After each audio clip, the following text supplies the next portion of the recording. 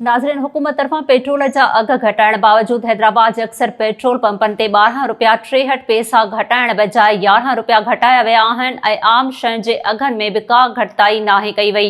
इन हवाले सां पेश आहे SS न्यूज़ जे ब्यूरो चीफ गुलाम मुस्तफ़ा सोलंकी जी हीअ रिपोर्ट। को 3 रुपया को 2 रुपया मथे हणी वेठो आहे। छा फ़र्क़ु छा हिकिड़ो 10 रुपये हिकिड़ो फ़र्क़ु आहे कंहिं आम वापे जी शयुनि ते कुझु बि फ़र्क़ु कोन आयो आहे।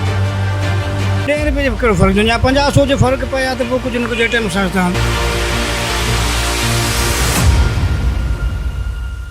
नाज़रीन, हुकूमत पेट्रोल सस्तो करे छॾियो आहे। फ़ी लीटर 12 रुपया 63 पैसा घटि कयो वियो आहे, पर अक्सर पेट्रोल पंपनि ते फ़ी लीटर ते 11 रुपया घटि करे आवाम खे पेट्रोल ॾिनो पियो वञे। जॾहिं त पेट्रोल महांगो थींदो आहे त मार्केट में हर शइ जा अघ वधीक थी वेंदा आहिनि ऐं हिन वक़्तु जॾहिं पेट्रोल सस्तो थियो आहे त मार्केट जे जेके अघनि में इज़ाफ़ो थियो हुयो उहो घटि करण लाइ तयारु न आहिनि। महांगाई पंहिंजी जॻह ते बरक़रार आहे। अचो त हिते पेट्रोल भराईंदड़ माण्हुनि खां आवाम खां पुछूं था त पेट्रोल सस्ते थियण सां कहिड़ो फ़र्क़ु पए थो। तव्हांखे शायदि ख़बर ई न आहे पंपर छा पिया कनि। 24 रुपया कुझु रुपए लीटर आहे जेको गवर्नमेंट जो रेट आहे। हीअ पंहिंजो जेको रेट आहे हिते को 3 रुपया को 2 रुपया मथे हणी वेठो आहे। शेल पंप वारो मां हुनखे कंप्लेन करे आयो आहियां, उनजे हिते कॉल कई। मां हुनखे चयो मां तुंहिंजो 28 रुपया 27 रुपया 90 पैसा रेट आहे, छो गवर्नमेंट जो 24 रुपया कुझु पैसा रेट आहे। ऐं उन छा कयो आहे हीअ बंदि कर। हुकूमत आवाम खे ॾिए थी रिलीफ, हुकूमत ॾिए थी ऐं हीअ रिलीफ थोरो आहे, इनखे अञा थियणु खपे। पर मक़सदु इहा आहे कि कुझु हालात अहिड़ा आहिनि, कुझु अहिड़े हिसाब सां उहो हलंदो इहो सिलसिलो, मगर अञा थोरो रिलीफ मिलणु खपे। पर जेको पंपर आहिनि इन्हनि ते जेको कार्रवाई इहे थियणु घुरिजे। हर पंप वारे 3 रुपया लीटर खां मथे आहे। तव्हां इन जा मीटर चेक कयो, कैमरो हणी ॾिसो।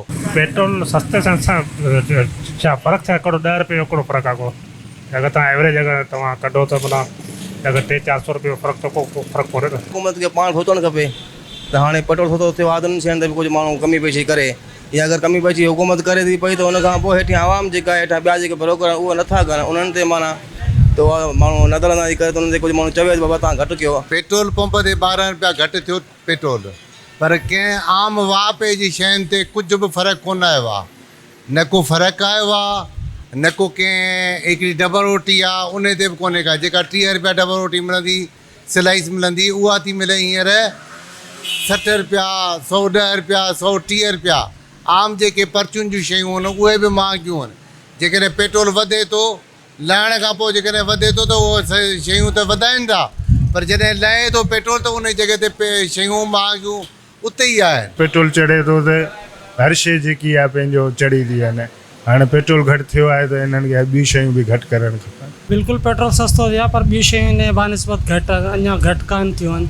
ॿियूं शयूं इलाही महांगियूं आहिनि, जीअं मिसाल वठी वठो अटो, गिहर, दाल चीनी, इहे शयूं अञा बि उन ई रेट ते आहिनि, पर ग़रीब जे लाइ सहूलियत अञा बि कान्हे। 10 रुपये जो कहिड़ो फ़र्क़ु या 50-100 जो फ़र्क़ु पए हा त पोइ कुझु न कुझु आइटम सां 10 रुपये जो त अच वञण में जो पूरो थींदो, फ़र्क़ु कोन पवंदो को। मूंखे नथो लॻे को असांखे फ़र्क़ु पवंदो।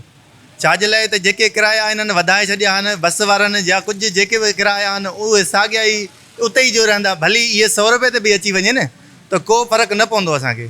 आहे मोटरसाइकिल वारनि खे या जेके जंहिंजी पंहिंजी गाॾी आहे उन में थोरो फ़र्क़ु आहे उन्हनि खे, लेकिन मूंखे नथो लॻे त इन्हनि में फ़र्क़ु उन्हनि खे चयो वञे या ट्रांसपोर्ट वारनि खे उन्हनि खे ॿुधायो वञे त इन में फ़र्क़ु रखनि। जेको घटिजे थो त उन में किराया घटाइनि। पेट्रोल सस्तो थियो आहे त जेके जनरल स्टोर आहिनि या यूटिलिटी स्टोर या सब्ज़ी मंडी वारा जेके बि आहिनि दुकान, इहे पहिरीं ॻाल्हि त पंहिंजा अलॻि सां रेट रखियूं वेठा आहिनि।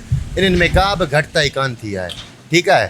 बाक़ी पेट्रोल आहे, पेट्रोल जीअं घटिजे थो हिते रेट पंहिंजो घटि रखे था सघनि, ठीकु आहे। बाक़ी मुर्गी आहे या भाॼी आहे, खंडु पती, इहे अलॻि अलॻि सां रेट रखियूं वेठा आहिनि, छो जो उहे पंहिंजी ॿोली था ॻाल्हाइनि।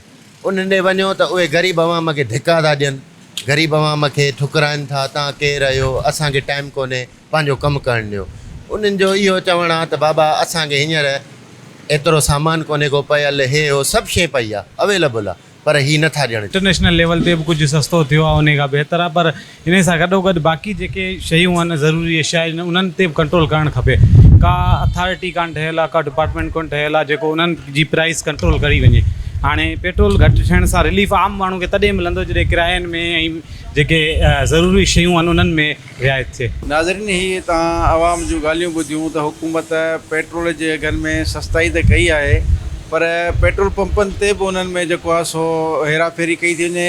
आवाम खे जेको पेट्रोल आहे उहो साॻिए क़ीमत ते नथो ॾिनो वञे, ऐं साॻी जाइ ते जॾहिं पेट्रोल वधे थो त हर शइ जूं जेके क़ीमतूं वधी वञनि थियूं।